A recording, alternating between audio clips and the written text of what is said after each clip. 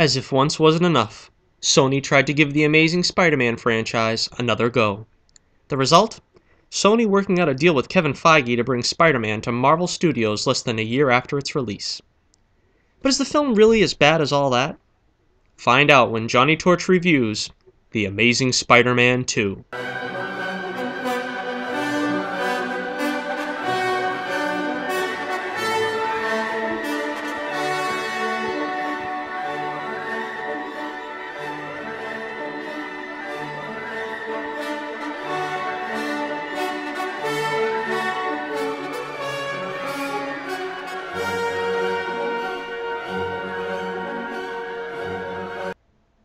They say the more things change, the more they stay the same. The Amazing Spider-Man polarized the fan base, receiving criticism by many fans for being too grim and dark, and seemingly Nolanizing the Webhead's universe. Sony panicked, as studios are wont to do, and tried to adjust the sequel accordingly, not unlike Warner Brothers after Tim Burton's Batman Returns sent parents running with torches and pitchforks to storm the castle, which resulted in Joel Schumacher getting the gig for Batman Forever. In essence, the same thing was done here, where it appears the Spider-Man world has been Schumachered, leading to a more kinder and friendlier sequel. But as they also say, those who fail to learn from history are doomed to repeat it. Like Spider-Man 3, The Amazing Spider-Man 2 has its share of an abundance of characters all being hammered in at the behest of the studio's demands, leading to a bloated film that tries to do justice to every storyline, but inevitably comes up short. Alright, for starters, I would unequivocally say this film is a sizable step up from the first one. Given my monumental disdain for the first film, things could only go up. The film is considerably lighter in tone for the most part. Credit where due, Spider-Man actually felt like Spider-Man to me in this one.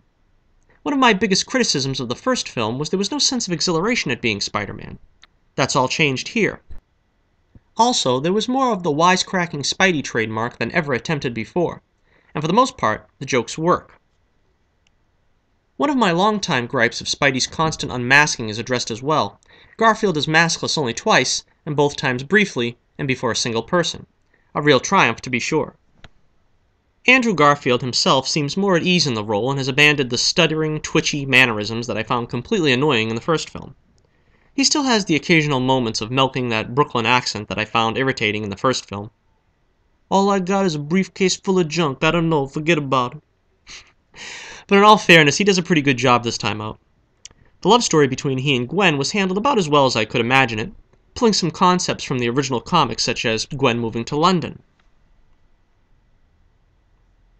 Opening the film with a cool action scene of Spidey versus the man who would be Rhino was a fantastic move. One of the things I always wanted to see in the Raimi films was this sort of day in the life of Spider-Man scene. More needless stuff about Peter's parents shows up. They sort of half-hearted the original comic story, again credit where due, of Pete's parents suspected of being traitors. But the film kinda goes off on detail over Peter seeing a video message his dad left to explain things and wrap up this boring storyline. It kinda reminded me of the stuff about Tony and his dad in Iron Man 2. The film also begins with more unnecessary time spent on a scene of his parents fleeing before their death in a plane destined to crash. Oddly, the plotline of Uncle Ben's killer, who was still at large in the first film, is completely overlooked. Sally Field was one of the few bright spots in the first film. She gives a great performance here yet again as Aunt May. She has a number of great scenes with Garfield that range from humorous to heartwarming. The ghost of Captain Stacy returns a few times, just to remind me why I wanted to punch him in the face during The Amazing Spider-Man 1. Electro's motivation was pretty threadbare. Jamie Foxx as Max Dillon, basically a modern-day Jerry Lewis who takes Spidey as an idol only to despise him 24 hours later. Not unlike Jim Carrey's Riddler in Batman Forever. After getting bitten by eels, Max transforms into Electro, bypassing the goofy Ditko costume, which I'd have kinda liked to see in all honesty. Max's blue and bad news as a fairly minor misunderstanding leads him to become jealous of the Webhead, setting them at odds at Times Square. One of the more unique things tried here is a score that builds in Max's head where we can hear his thought process at the time leading to his turn to the dark side. It's not entirely effective, but I can appreciate the attempt. Hans Zimmer provides the heroic theme this time around, and it seems appropriate if somewhat generic. Electro kind of reminded me of how Sandman was handled in Spider-Man 3, although in comparison, Sandman's I did it all for my sick daughter motivation looks Oscar-worthy. The problem being trying to take a B-list villain of the month and give them the gravitas to carry a whole film for 2+ hours. Maybe they should have stuck to more A-list villain material. Like the old adage says, you can't make a silk purse out of a sow's ear. Anyone that wants to compare this film to Spider-Man 3 had better be prepared for 2 words. Dr. Kafka. I don't care how bad you think any of Spider-Man 3 is. Dr. Kafka. Then there's Dane DeHaan, who plays Harry Osborn, recently returned from exile by Norman Osborn, who dies immediately after. He gives a good performance. He has a great rapport with Andrew Garfield, which makes it somewhat easier to buy the lopsided concept that these two are old BFFs that haven't seen each other since they were tight back in the 3rd grade. Now, much as the first Amazing Spider-Man ran afoul of the origin in order to present a newer take on a story that was basically told to perfection the first time around, the same is done here, having Norman pass on a genetic disease that will give Harry scales and claws and presumably kill him in about 40 years. Norman's research leads Harry to believe that Spider-Man's blood will cure him.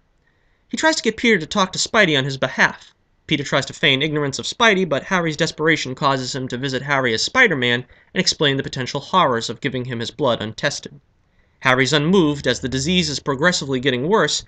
Spidey declines to help, and now Harry too hates Spider-Man. An attempt to cause Harry's fall in the same film he's introduced is unforgivable. DeHaan really should have been introduced in the first film, but that would have been at odds with that film's portrayal of Peter as a brooding social outcast. Harry's genetic condition worsens as he attempts to cure himself. In shades of Venom in Spider-Man 3, he's shoehorned into the climactic final that has Harry don the costume, learn to use the Goblin Glider, and causes the laughably bad leprechaun look he has as the Green Goblin. Apparently Sony was still smarting over the criticisms of the Green Goblin mask of the original film that they decided to forego a mask entirely this time around. They don't really bother trying to find a compelling way for Harry to discover Spidey as Peter. Harry just sort of shows up at the end and makes a fairly uneducated guess. As you might expect, Gwen Stacy meets her famous demise, at least still at the hands of a Green Goblin, though it really should have been Norman. The scene played very well and emotional. Like the original comic story, Gwen's an instant goner. No rousing last words or pledging undying love. She's just there 1 minute and gone the next, and I like that very much. The problem, though, is it feels very inconsequential. Harry is defeated almost as an afterthought. A time-lapse tells us Peter gives up being Spidey for 5 months, but besides the actual death scene, it doesn't really resonate the way such a mythic moment in Spidey history should. Had the story actually been built around the event and not stuffed into an Electro movie, it would have been more effective. Shailene Woodley was set to make an appearance as Mary Jane Watson, supposedly to set up a greater role in The Amazing Spider-Man 3. Apparently her scenes were not very integral to the film and were removed. When photos of Woodley on set sans makeup caused an outrage by nerds that she wasn't glamorous enough to play Mary Jane, rumors surfaced that the role might be recast. Mary Jane really needed to be in this film in the same way Harry really needed to be in Part 1. She needed to be in Peter's life while Gwen was still alive. Introducing Mary Jane after Gwen's death would only make her feel like Peter's consolation prize, and Mary Jane is much more than that. At the end of the 5 months, Peter returns to face the newly armored Rhino. It's a callback to the opening of the movie, but it's actually my favorite scene. Spidey sees the impact he made on a young kid he saved from bullies earlier, who tries to stand up to Rhino in his place. It also includes my favorite line where Spidey says to the Rhino, "You want me to come down there so you can kill me? I'll be right there." It's probably the most Spidey-ish line in all the films up to now. The mystery man in the hat from the end of The Amazing Spider-Man resurfaces at the end here to meet a surprisingly normal-looking Harry and advise him of plans to form the Sinister Six, which is not too subtly hinted at for the sequel. My biggest problem with the web series is how it just doesn't feel like Spidey's world. Jameson gets mentioned but is never seen. Apart from Gwen, admittedly played to perfection once again by Emma Stone, there is very little of the Spidey universe, even with the dozens of character references and Easter eggs in the series. The Raimi films just felt like opening a live-action comic book of Spidey. This series still has the feeling of a Twilight-ized Spider-Man. Despite putting on a brave front, it was only a matter of time before Sony realized they pretty much did all they could with, or perhaps more accurately to, the property, and made a deal with Marvel Studios to have a joint venture in future endeavors. Ultimately, the web series failed and will probably be remembered as a footnote between the greatness of the Raimi Maguire films and the MCU's attempt at once again rebooting the hero with Tom Holland beginning in this year's Captain America: Civil War.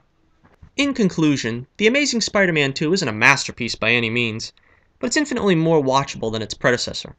It's still a far cry from Spidey's glory days on the silver screen, but at least they inched slightly in a positive direction here, striking a good balance of humor, drama, and action. I'm giving The Amazing Spider-Man 2 3.5 stars out of 5. This is Johnnie Torch reminding you once again, keep the flame burning brightly, and I'll be with you again real soon.